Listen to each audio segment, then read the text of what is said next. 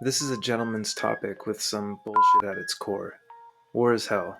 And yeah, that's me. I hate thinking about war, much less talking about it, but I'm getting better at these things. War is a tragic part of life that, fortunately, not many Americans have to experience. Less than 1% of Americans have served in combat. Combat experiences can vary greatly, but I don't judge anyone for them in any way, because I know 99% of everyone around us could never understand what we've been through. Ever. But that doesn't mean you can't have an informed position regarding war, nor does it mean what you have to say about it shouldn't matter. That's more bullshit. You're a thinking person in a country where everyone's voice matters. If you have an informed perspective and a logical argument, state your case. We deserve respect, and we should be able to speak civilly.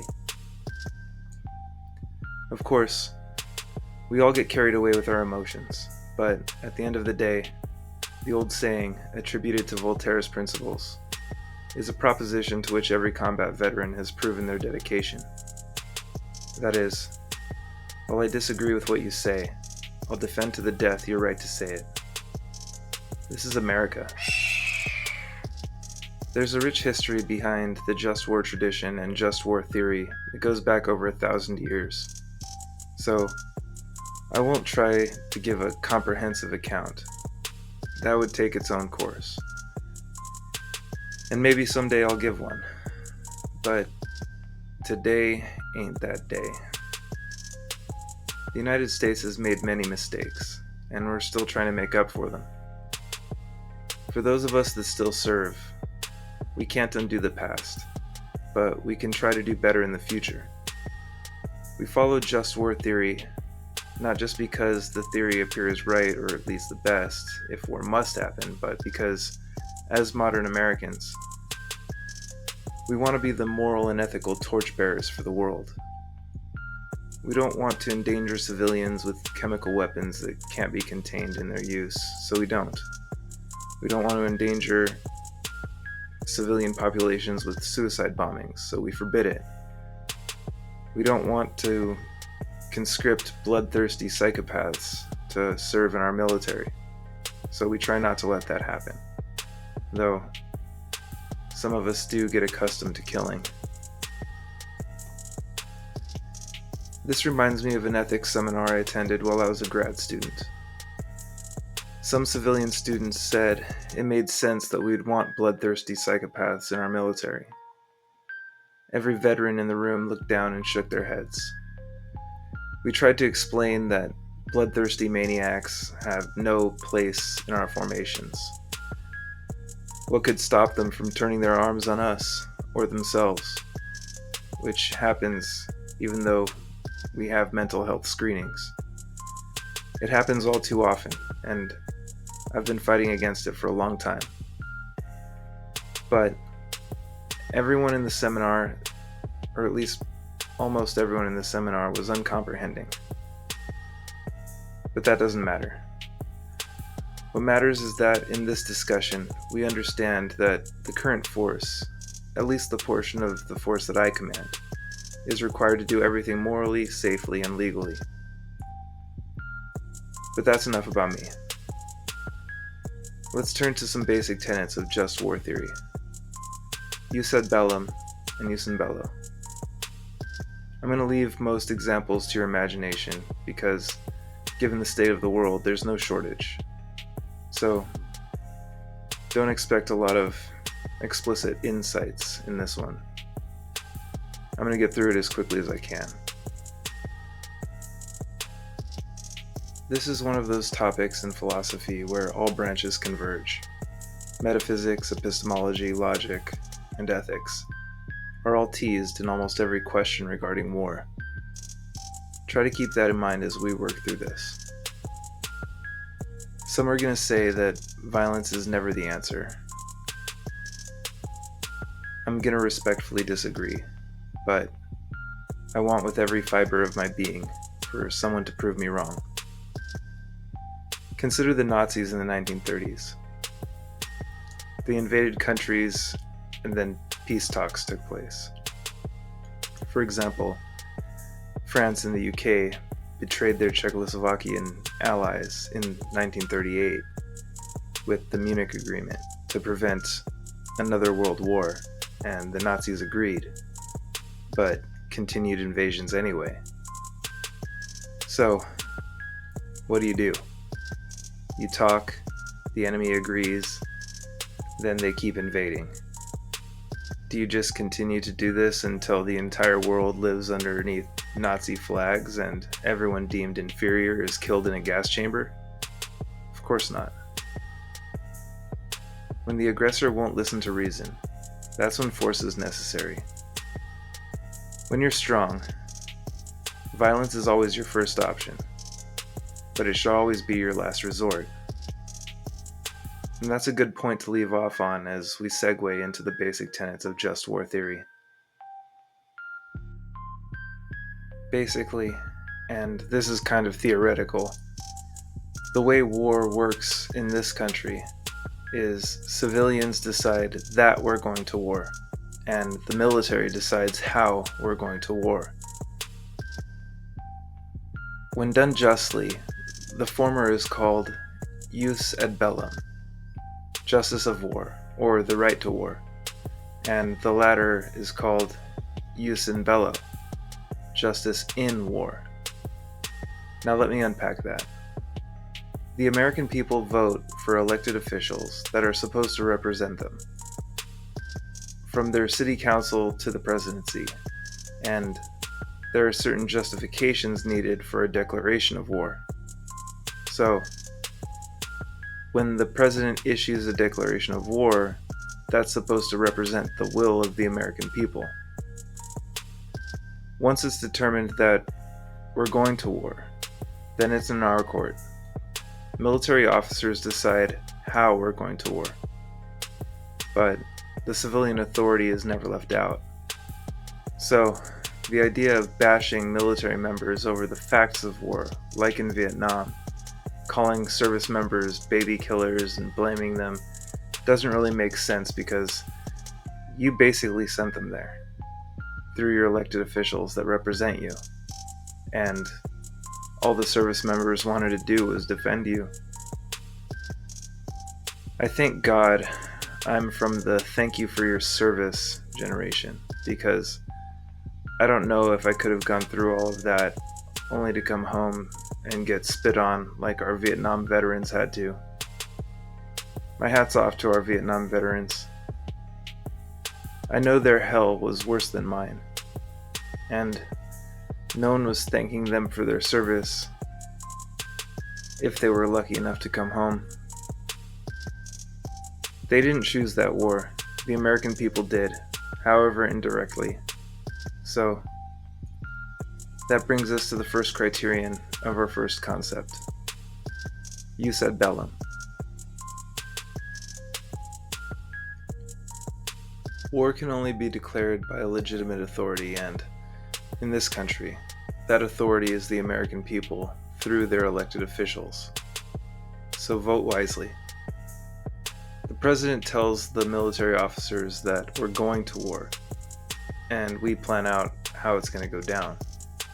Of course, the president, who represents you, can make recommendations and veto certain courses of action, but as military officers, we're not sworn to the president.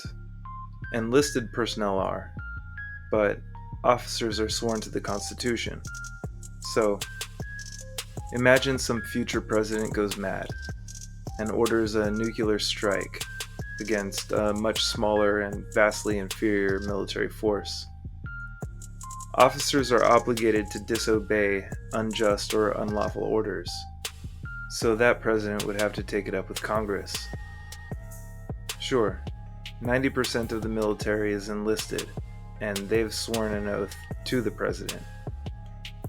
But what they swore was to obey the officers above them, and that's us. So, once civilians send us, the responsibility falls on us to ensure their safety and make sure things go down in the best way possible. Some further criteria for war to be just are the intentions and motivations. There must be some just cause. Has an obvious offense been committed that makes war an appropriate response? If not, then war shouldn't happen. The Nazi example seems like a clear case for the old Allied forces, but think about modern examples. Is there a current war that you're concerned with that may not have been initiated for a good reason or with a just cause? Think about that. And never forget the service members, civilians, and children who are forced to deal with the horrible realities of war. If it's not a just war, if there isn't a just cause, whoever instigated it has a lot of blood and tears on their hands. These things are complicated, and it takes some understanding of history to figure out who the instigators are. And depending on whatever conflict you're thinking about, the history may not be so clear. How far back should we be thinking? Who are the primary instigators? Who's really at fault? Sometimes, these questions won't have clear answers. But it will be clear that the children in the rubble won't deserve the hell on earth that's been chosen for them by the adults running this fucked up world. A lot of us came back with severe PTSD after only a few months of rocket attacks. But some of the world's children have been dealing with it for years. For some of them, it's the only world they've known. And that's on all of us, military and civilian alike, and we owed them better. We need to think about these things when we vote, when we choose to have children, and when we choose where our education stops on a subject and we make a political decision. Are you sure you're right in your convictions? There are crying and dying children depending on you to think about this. As I said, intentions matter. What's the point? When we go to war, what are we hoping to accomplish? When there's death camps aimed at ridding the world of a specific race or demographic, as in World War II, it seems clear that a good intention is out there. What if your race or demographic ended up in the showers somewhere?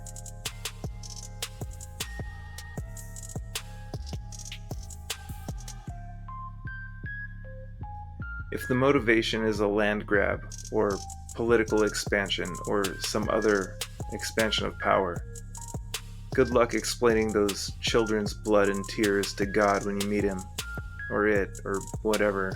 You get the point. It's more bullshit.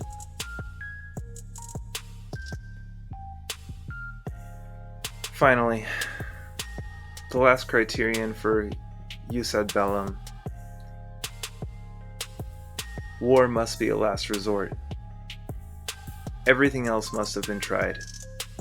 Like the peace talks with the Nazis, where they're like, oh yeah, we'll stop invading, and then they invade again. We talk more after, and they're like, oh yeah, we're done, and then they invade again. Come on. Violence is never the answer? No. The Nazis had to be stopped. But violence should be the last resort. And that's the last criterion for Jus Ad Bellum. Which brings us to Jus in Bello, justice in war. And the first criterion is proportionality. Despite what our political leaders may say, nuking or carpet bombing an entire region isn't a just response to conflict. I get it if it's a last resort to save our country, but come on. We're the United States of America. We can take a more detailed approach. And that goes into discrimination. We can't just go around nuking whoever pisses us off. There are innocents to consider, and I'll never stop mentioning the children. Just look at the footage that's all too common in the news these days. It's tragic. But that's not to say everyone can always be held responsible. And that's our last criterion. War is hell. We can go into it with the best intentions, but shit happens. And we need to defeat those Nazis. But the good of the intentions and the good caused by the war must outweigh the bad side effects caused by it. I'm really sick of this. Try to analyze the current conflict you're interested in with these criteria. For Jus Ad Bellum, was it initiated by a legitimate authority? Was there a just cause? Did that authority have the right intentions? What were those intentions? And was war approached as a last resort? For Jus Ad Bello, was the response proportional to the offense? Did they kill 1,000 for the deaths of 100? That's not proportional. That's vicious bad math. Was there discrimination in the attacks? Or did they just shoot and ask questions later? Who cares if there were children involved? Who cares if there were children in that part of the city? With all these things considered, could the belligerent countries be rightly held responsible for all the pain they've caused? Think about these things when you consider your war, and ask yourself, is my war just?